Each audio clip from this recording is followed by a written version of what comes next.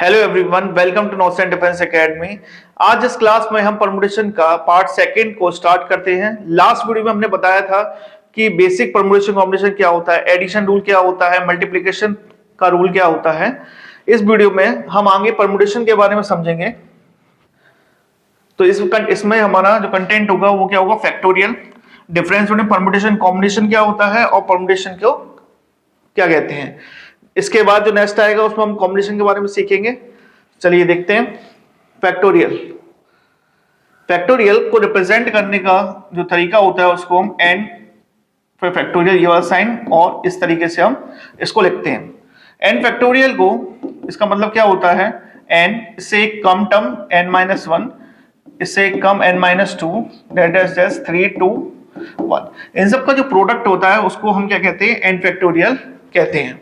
ठीक है, यानी कंजुगेट टर्म्स का क्या होता है, एक एक टर्म पीछे जाता है उसका प्रोडक्ट होता है, उसको हम फैक्टोरियल कहते हैं। जैसे हम मान लीजिए अगर मुझे 5 का फैक्टोरियल निकालना है तो सबसे पहले जो n होता है वही आता है, यानी 5। अब इससे एक कम टर्म, यानी 5 से एक कम क्या होगा 4, उससे एक कम 3, उससे एक कम क्या होगा 2 और उससे एक कम क्या होगा 1।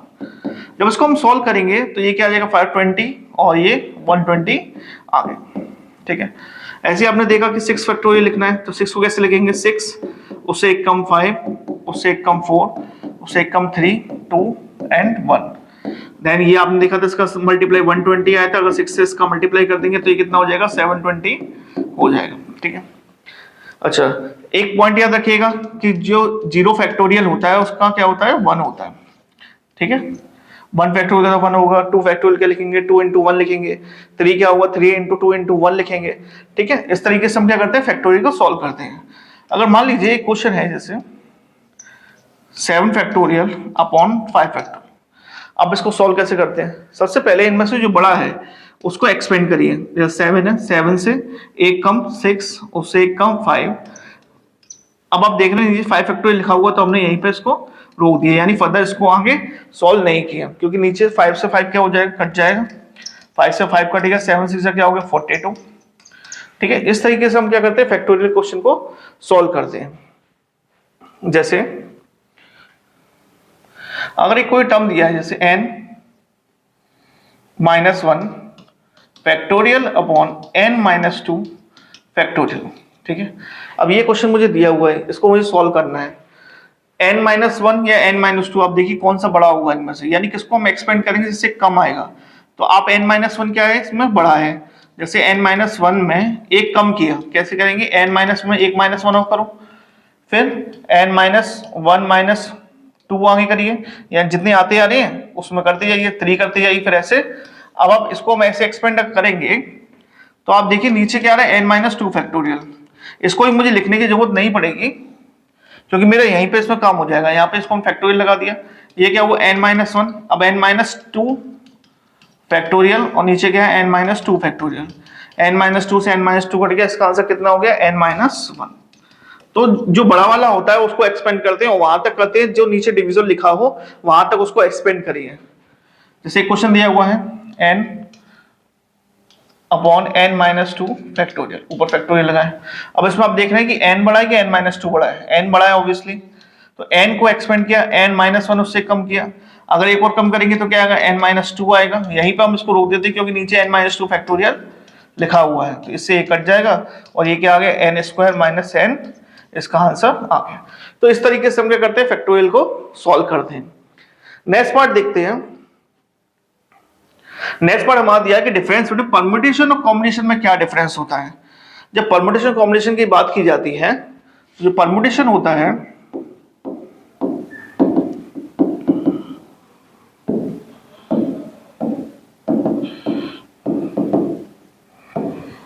परम्यूटेशन में क्या होता है कि पहले हमें सेलेक्ट करना पड़ता है, सिलेक्शन के साथ उसको अरेंज करना पड़ता है, और वही हम कॉम्बिनेशन में करें तो उसमें सिर्फ क्या करना पड़ता है, सेलेक्ट करना है। अब ये कैसे करते हैं, जैसे सबसे पहले समझते हैं परम्यूटेशन में। जैसे मान लीजिए अगर क्लास में 10 स्टूडेंट्स कितने हैं, 10 दिए गए।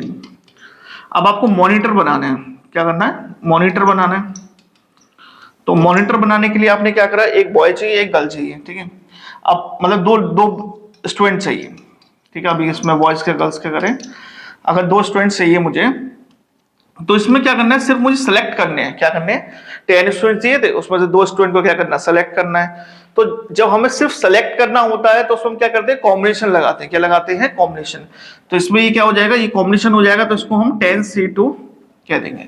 अच्छा, कॉम्बिनेशन को जो रिप्रेजेंट करने का तरीका होता है वो क्या होता है, NCR, और कॉम्बिनेशन को रिप्रेजेंट करने का तरीका होता है NPR, जो हम बाद में सीखेंगे। पहले बात जिस समझ लेते हैं कि जितने टोटल होते हैं उसमें से जितने सेलेक्ट किए जाते हैं वो R होते हैं। अब इसमें कितने 10 स्टूडेंट्स, उसमें 2 सेलेक्ट करने थे, तो क्या हुआ, 10C2 इसका आंसर हो गया, ठीक है। अभी ऐसी इसमें क्या है, अब इसमें हमें क्या करना है, सिलेक्शन के साथ क्या करने हैं, अरेंज भी करने होते हैं। अब इसमें जैसे हमने मान लिया कि उसको 2 बच्चे हैं, जैसे अब स्टूडेंट 10 ही ले लेते हैं। अब इसमें से मुझे अगर 3 चेयर दी गई हैं, ठीक है, चेयर 1, चेयर 2 और चेयर 3। अब इसमें इनमें से 3 बच्चों को मुझे इन चेयर्स पे बिठालना है। तो आप इनको कैसे अरेंज करेंगे, सबसे पहले तो आप इसको सेलेक्ट करेंगे, क्या करेंगे, सबसे पहले आपने इसमें 3 में 10 में से क्या करें, 3 स्टूडेंट को सेलेक्ट किया। अब 3 स्टूडेंट को सेलेक्ट किया तो 1 2 3, अब वो यहाँ बैठेंगे भी और उन अपनी पोजीशन को क्या कर सकते हैं, चेंज भी कर सकते हैं। तो इसके साथ क्या करना पड़ा, मुझे सिलेक्शन भी करना पड़ा और अरेंजमेंट भी करना पड़ा।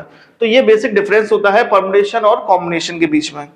कॉम्बिनेशन में सिर्फ क्या होता है, सिलेक्शन होता है, और परम्यूटेशन में क्या होता है, सिलेक्शन प्लस अरेंजमेंट होता है, कि हमें ऑब्जेक्ट को सिलेक्ट करना होगा, उसको फिर क्या करना पड़ता है, अरेंज करना पड़ता है। जैसे इसको समझते हैं,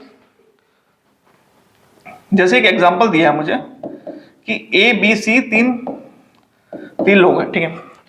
अब इनको क्या करना है, मुझे अरेंज करना है, क्या करना है, पहले 3 ही सिलेक्ट करने हैं और तीनों को क्या करना है, अरेंज करना। अब मैं इनको किन किन तरीके से अरेंज कर सकता हूं, जैसे BC को अरेंज करेंगे तो CB हो जाएगा, B को अरेंज करा, जैसे B को पहले लिखा तो CA, फिर BAC, देन C को लिया और क्या करा, इसमें से मैंने BA और एक और B।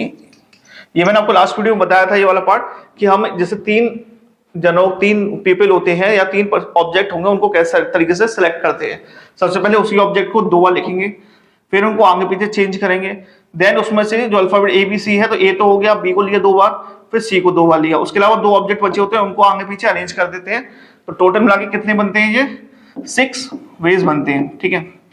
तो ये तो क्या हुआ, मैंने इनमें से 3 लोगों को सिलेक्ट किया और उनको अरेंजमेंट किया, तो ये तो मैंने क्या किया, परम्यूटेशन हुआ, क्या हुआ, ये परम्यूटेशन हो गया। अभी इसमें से बस मुझे क्या करना है, ये 3 लोग, अब जैसे ABCD दे दिए, ठीक है। अब ABCD में से 3 लोग मुझे सिलेक्ट करने हैं, क्या करना है इसमें, यानी 3 ऑब्जेक्ट सेलेक्टेड। अब इसमें 3 ऑब्जेक्ट सेलेक्ट करने हैं, तो क्या कर सकते हैं, जैसे ABC को कंसीडर कर लिया, ACD को कंसीडर कर लिया, या BCD को कंसीडर कर लिया, देख रहे हैं आप, या BAC अगर मैं लूंगा तो BAC तो हो गया, BAD हो गया, ठीक है।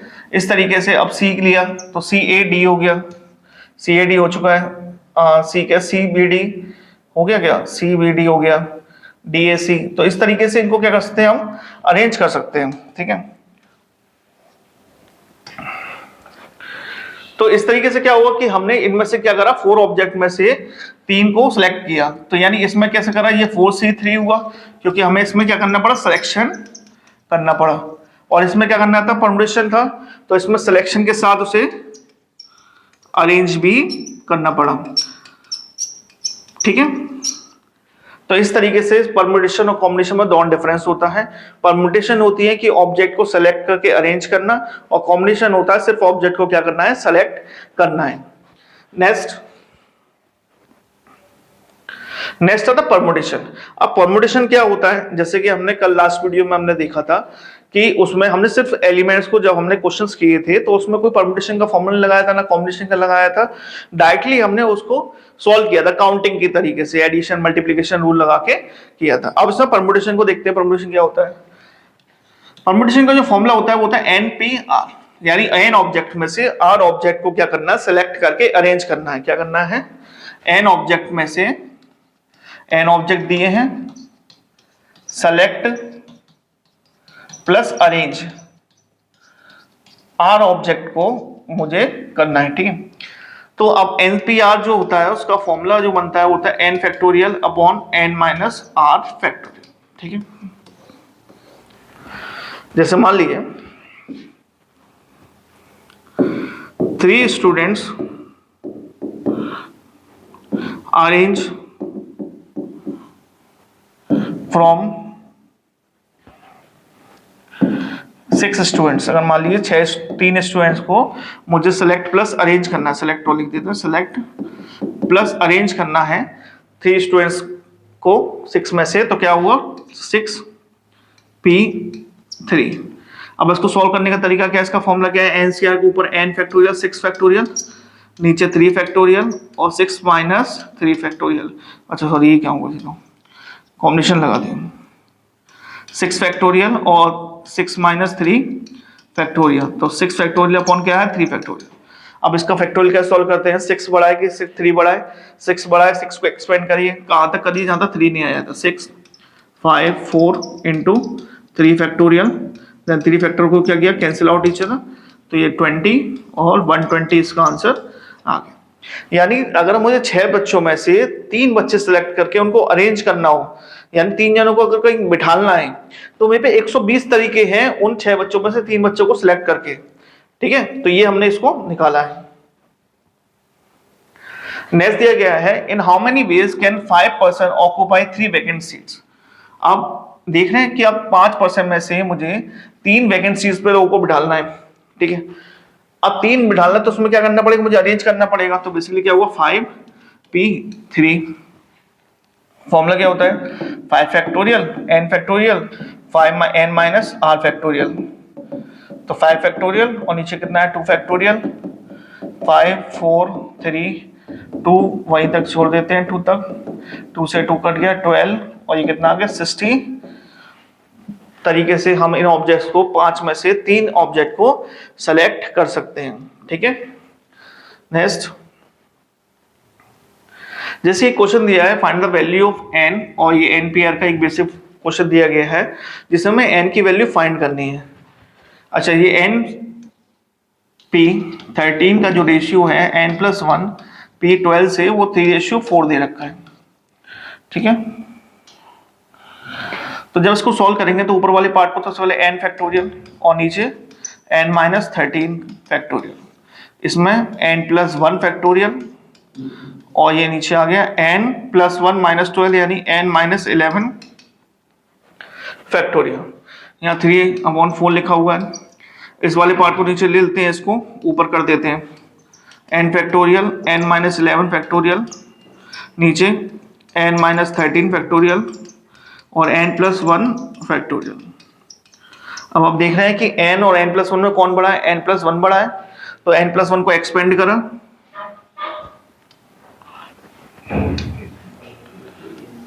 तो n फैक्टोरियल, नीचे n+1 को एक्सपेंड किया तो n+1 आया, उससे कम n फैक्टोरियल हो गया, ठीक है। n-11 था, तो n-11 को हम एक्सपेंड करेंगे कि 11 बड़ा है, तो n-1 इससे कम किया 12 फैक्टोरियल 12 और n-13 फैक्टोरियल, ठीक है। और नीचे n-13 हमें दिया हुआ है, ठीक है। यहाँ इक्वल टू में क्या हो 3/4, n-13 से n-13 कट गया, n से n कट गया और ये इसका आ गया, ठीक है। अब इसका क्रॉस मल्टीप्लाई कर देते हैं, 4 इसका अंदर मल्टीप्लाई किया तो ये n² माइनस के 12n माइनस के 23n हो गया प्लस 132 और यहाँ पे आ गया 3 ब्रैकेट में n+1। अब इसको ये क्वाड्रेटिक इक्वेशन बन जाएगी, इसको सॉल्व कर देंगे, 4n², यहाँ से ये होगा माइनस के 12 92n और माइनस 3n, ये कितना हो गया 8 2 5 2 8 और माइनस 3, तो 4n² माइनस के 95n और प्लस 525, ये आ गया। ये क्वाड्रेटिक क्वेश्चन बन गई है, इसके n की 2 वैल्यू निकलेंगी। इसको जब सॉल्व करते हैं तो कैसे करते हैं, क्वाड्रेटिक को इससे मल्टीप्लाई करके इसके फैक्टर निकालते हैं। चलिए 525 को जो फैक्टर होंगे वो क्या क्या होंगे, पहले 5 से 105, अगर इसको डिवाइड करें एलसीएम करें 525 से, तो 5 से 105, फिर 21 3 और 7 ऐसे आएंगे, ठीक है। 5 5 3 और 7 और ये 4 और आ गया, यानी 4 यानी 2 × 2। अब मुझे 95 लेके आना है, तो अब 95 कैसे आएगा, देखिए 5 टू 10 20 और ये कितना हो गया 35 और 105, नहीं इससे नहीं बनना है, कितना हो गया 10 30 लेंगे तो नहीं बनेगा,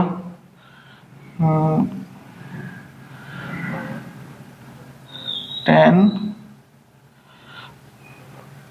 60 और 35 बन जाएंगे इसमें, 35n और 60n प्लस 525, इससे हम डायरेक्टली इसके फैक्टर भी निकाल सकते हैं। कैसे, जो ये वैल्यू आती है यही आंसर होते हैं इनके, इसको साइन चेंज करके लिख दीजिए 35 और ये 60, तो माइनस के प्लस के हो जाएंगे और जो इसके साथ देखा होता है उसको डिवाइड कर देते हैं। अब इसमें तो फ्रैक्शन वैल्यू आएगी तो ये तो पॉसिबल है नहीं है, ये 15 यानी n की वैल्यू कितनी आ जाएगी 15, मेरा आंसर हो जाएगा।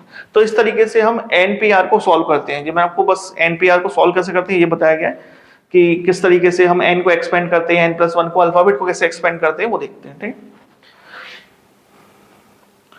नेक्स्ट इसी बेस्ड एक क्वेश्चन है जिसमें दिया गया है np4 upon n-1 p3 is equal to 9/1। जब इसको एक्सपेंड किया तो ऊपर n फैक्टोरियल और n-4 फैक्टोरियल, यहाँ n-1 फैक्टोरियल और n-1 -4 फैक्टोरियल, ये आ जाएगा। अब n- ये तो कट गया सर डायरेक्टली, ठीक है। अब n और n-1 में कौन बड़ा है, n बड़ा है, n को एक्सपेंड करेंगे n-1 आएगा तो उससे डायरेक्टली हम काट सकते हैं और यहाँ पे क्या आ जाएगा, यहाँ पे n-1 बचेगा। ठीक है, तो n-1 इक्वल टू कितना हो गया 9 के बराबर, n की वैल्यू कितनी आ गई 10 के बराबर। ठीक है, इस तरीके से हम n की वैल्यू फाइंड करते हैं। नेक्स्ट परमुटेशन के कुछ रेस्ट्रिक्टेड प्रॉब्लम्स हैं जो अलग अलग टाइप के होते हैं, बेसिकली पेपर में एप्लीकेशंस वाले ही क्वेश्चन पूछे जाते हैं।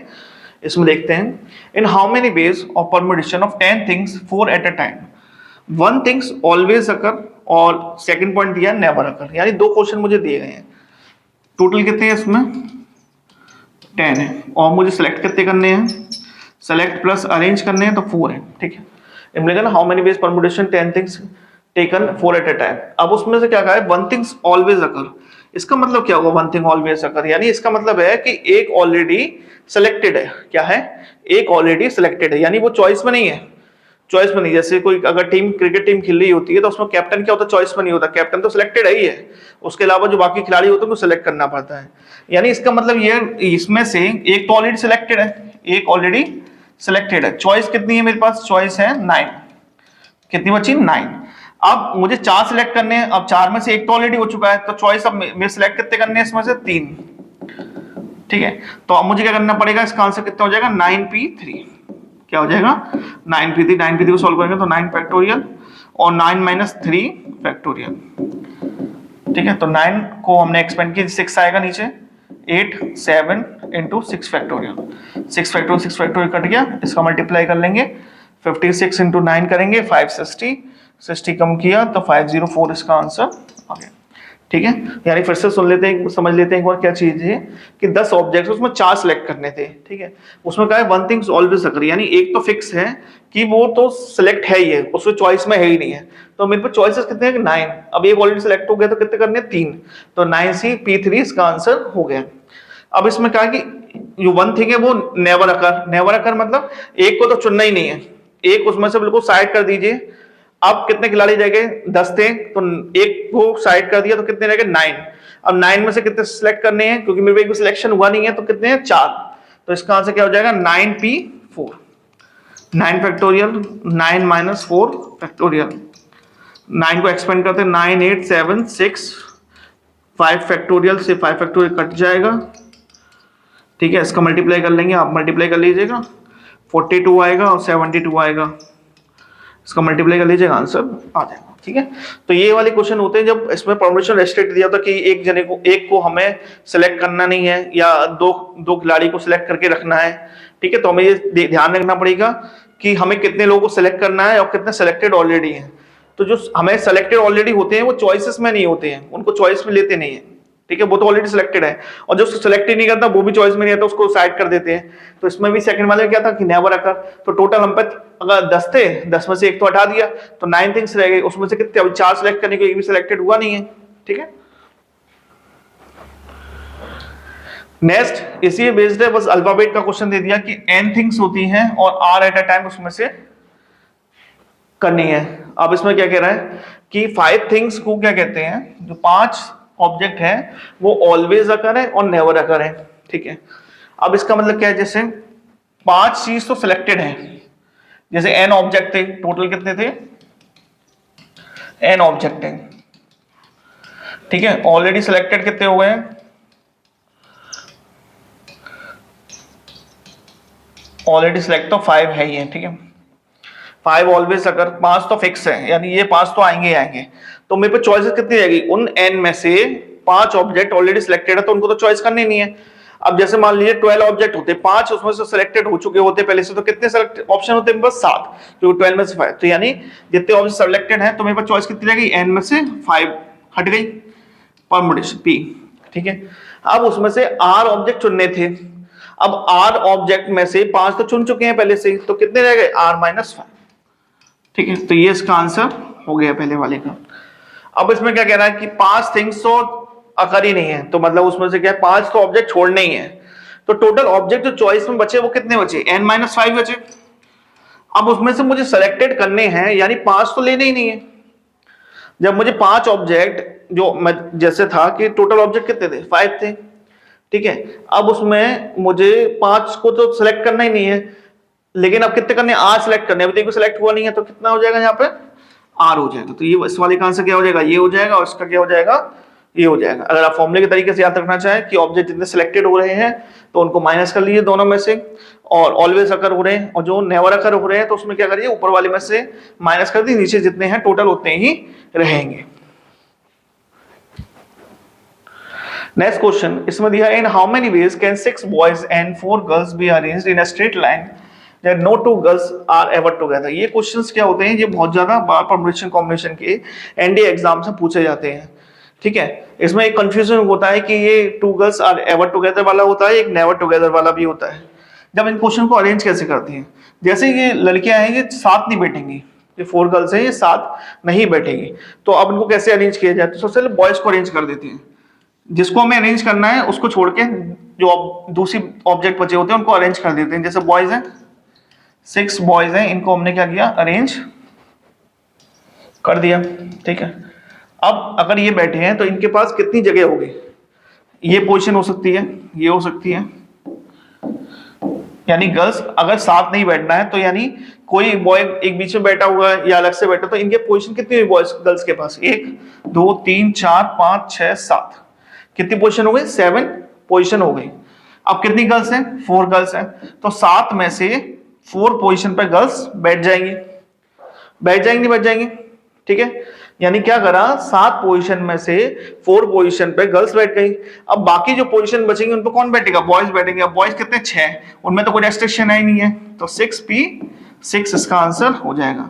अगर इसको सॉल्व करें तो 7 फैक्टोरियल और 7 माइनस 4 फैक्टोरियल, 6 फैक्टोरियल और 6 माइनस 6 फैक्टोरियल। अगर इसमें सॉल्व करें इसको 7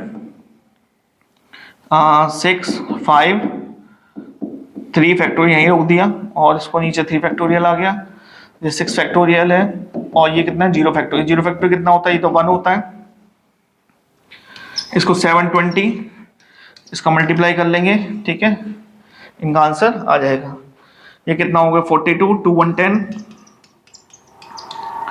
2 0 आ गए। इसको सॉल्व कर लेते हैं, 21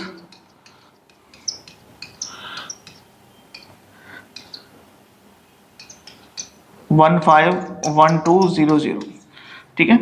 तो ये क्या आ गए, इतने ऑब्जेक्ट्स पोजीशन को सिलेक्ट करना। तो यानी कभी भी ऐसे कहा होता है कि बॉयज साथ नहीं बैठेंगे या गर्ल्स साथ नहीं बैठेंगी। अगर बॉयज साथ नहीं बैठेंगे तो पहले गर्ल्स की पोजीशन को सेट कर लीजिए, फिर उसमें सबके आगे एक एक गैप में और लास्ट में उनकी पोजीशन लगा लीजिए, फिर उसमें देख लीजिए कितनी पोजीशन हो गई, कितने ऑब्जेक्ट हैं। जैसे 4 गर्ल्स थी, 7 पोजीशन थी, तो 7p4 कर दिया, और बॉयज जितने हैं जैसे दूसरे जो बचे उनको टोटल पोजीशन पर अरेंज हो जाएंगे, ठीक है। अच्छा, एक अल्फाबेट का क्वेश्चन है, जैसे दिया को पेंसिल। अब पेंसिल को मुझे क्या करना है, अरेंज करना है।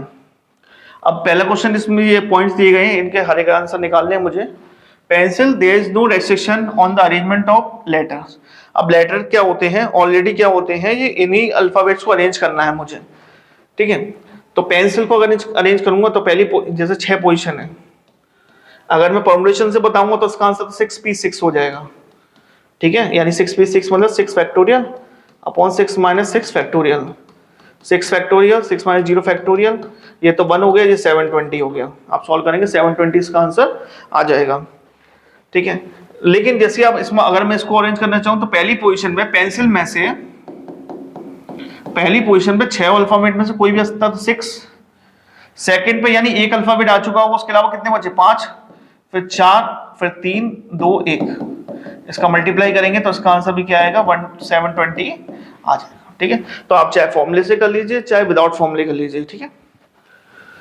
All words begin with a particular letter, इसका मतलब क्या हुआ, इसका मतलब ये है कि एक जो वर्ड होगा वो पर्टिकुलर लेटर से स्टार्ट होगा, चाहे पी से हो सकता है चाहे ई से हो सकता है, यानी उसकी पोजीशन चेंज वो आगे पीछे नहीं होगा, वो एक वर्ड उसी जगह आएगा। जो 6 वर्ड हैं उसमें से एक वर्ड की जो पोजीशन है वो फिक्स है, ठीक है। तो इस जगह तो एक ही आएगा क्योंकि एक ही चॉइस में है, बाकी वर्ड क्या होंगे अपनी पोजीशन को इंटरचेंज कर सकते हैं। जैसे पी अगर स्टार्ट हो रहा है पी से ही रहेगा, वो क्या रहेगा, पी एक फिक्स रहेगा, और बाकी जो 5 वर्ड है वो अपनी एक दूसरी पोजीशन चेंज करेंगे। जब पोजीशन अब जो ऑब्जेक्ट चेंज करते हैं तो उसको हम क्या कहते हैं 5 फैक्टोरियल, ठीक है। तो ये 5 फैक्टोरियल हो गया, यानी इसका मतलब क्या हो गया, इसका आंसर 120 हो गया, ठीक है। ये समझ में आपको क्या है इसका मतलब, कि एक पर्टिकुलर लेटर से वर्ड स्टार्ट होगा तो वो फिक्स होगा, उसकी पोजीशन में क्या आएगा उस जगह बस वो ही आएगा, तो यानी 1 होगा। अब ये 5 वर्ड हैं, ये अपनी पोजीशन चेंज कर, ये अपनी पोजीशन चेंज नहीं कर सकता, इनके साथ हम अरेंज वर्ड्स को क्या कर रहे हैं, अरेंज कर रहे हैं। अरेंज करने मतलब उनकी पोजीशन को चेंज करते हैं। तो चेंज कितने तरीके होते हैं, जैसे 6 पोजीशंस हैं, तो 6 ऑब्जेक्ट को अगर अरेंज करना है तो मेरे को कितने तरीके होते हैं, 6 फैक्टोरियल तरीके होते हैं। जैसे मैंने एबीसी का अरेंजमेंट बताया था आपको, तो 6 वेज आया था।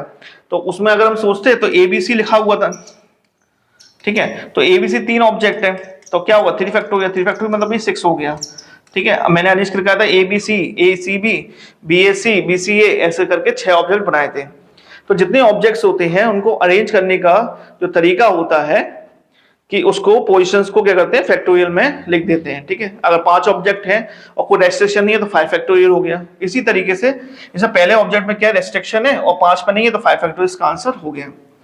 ऐसी थर्ड वाला उसमें दिया हुआ है all words begin and end with a particular letter. अब इसमें ना पहला और आखिरी लेटर दोनों फिक्स है, यानी ये वाला लेटर और ये वाला लेटर, तो इस जगह तो 1 और 1 आएंगे। ये 4 पोजीशन क्या हो सकती हैं, ये अरेंज होंगे, तो ये तो 4 फैक्टोरियल हो गया। 4 पोजीशन 4 ऑब्जेक्ट 4 तरीके से अरेंज होते हैं तो उसको 4 फैक्टोरियल कहते हैं। अच्छा, जैसे मान लीजिए यहां से पी से स्टार्ट हो रहा है, एंड में एल ही आ रहा है। अब हमने कहा कि ये लेटर, अब ये वाली पोजीशन है, अब ये वाला एल, यहाँ पे एल भी हो सकता है, यहाँ पे पी भी हो सकता है। हमने क्या कहा कि एंड और स्टार्टिंग वाले फिक्स हैं, इसका मतलब वो तो एक दूसरे चेंज हो सकते हैं ना, ठीक है। पी और एल क्या हो सकते हैं, दोनों चेंज हो सकते हैं, तो इसलिए इसका क्या करेंगे, इसमें हम 2 का मल्टीप्लाई और करेंगे तो 24 4 का फैक्टर 24 होता है, 2 इंटू करा था 48 इसका आंसर हो गया। नेक्स्ट वाला दिया गया है N is always next to E. Fourth वाले पार्ट को देखते हैं, N is always next to E. जैसे मान लीजिए यानी एन ई के जस्ट बाद आएगा, तो यानी ये हमेशा साथ साथ रहेंगे और एन हमसे इससे हमेशा क्या रहेगा, आगे रहेगा, ठीक है। N is always next to E, ठीक है। तो इसको हम एक ऑब्जेक्ट कंसिडर कर लेते हैं और बाकी कितने अल्फाबेट बचे, पी बचा, ये ई एन को एक कॉम्बिनेशन ले लिया और सी आई एल, यानी ये एक ये एक ये और ये 5 पोजीशन, यानी ई एन तो हमेशा साथ रहेंगे और ई पहले होगा एन बाद में होगा, ठीक है। तो यानी इसका मतलब क्या होगा, ये कहीं भी 5 ऑब्जेक्ट अरेंज होते हैं उसको कहते हैं 5 फैक्टोरियल, यानी इसका आंसर क्या आएगा 120 आ गया, ठीक है। एक क्वेश्चन और उसमें होता कि इसमें बोला होता कि एन और ई दोनों साथ रहेंगे, ये कहा होता है एन इज, इसने कहा था N is always next to E. अब ऐसा नहीं कहा होता, इसने कहा एन और ई क्या होने चाहिए, दोनों एक साथ होने चाहिए। जब दोनों एक साथ होंगे तो ई एन भी हो सकता था, फिर उसमें एन ई भी हो सकता था, उसमें 2 का मल्टीप्लाई कर देते हैं। क्या कर देते, जैसे ई एन हो रहा है तो उसमें एन ई भी हो सकता था, इसलिए उसमें क्या करते 2 का मल्टीप्लाई। लेकिन इसमें कहा है कि एन जो है ई के जस्ट बाद है, तो यानी फिक्स है ई पहले आएगा एन बाद में आएगा, ठीक है। और इसमें लास्ट क्वेश्चन है इसका वॉवल्स आर टुगेदर। जब वॉवल्स, इसमें आप वॉवल्स देख लेते हैं पहले कौन कौन से, ई है आई है, यानी ये दोनों हमेशा एक साथ रहेंगे, पी एन सी एल, ये चारों।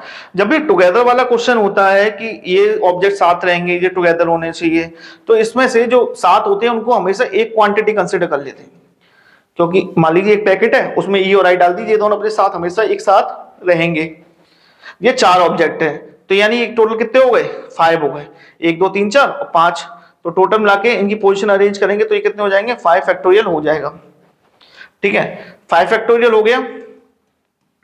और अब इसमें ये क्या था, ई एन वाले इसमें पोजीशन में था कि ई एन को चेंज नहीं कर सकते थे, लेकिन इसमें ऐसा कुछ नहीं कहा, दोनों साथ चलेंगे, लेकिन आई और ई भी हो सकता है, तो इसलिए इसमें क्या करेंगे, 2 का मल्टीप्लाई और कर देंगे, तो 120 इंटू 240 इसका आंसर आ जाएगा। ठीक है, आई होप आपको ये वीडियो अच्छा लगा होगा, जिसमें हमने पूरा परम्यूटेशन का जो टॉपिक था इसको कवर कर दिया है। कुछ इसके कंडीशंस हैं, जैसे अलाइक टर्म्स आ जाएं तो उनको कैसे करते हैं, वो उसको हम नेक्स्ट वीडियो में कवर करेंगे परम्यूटेशन का।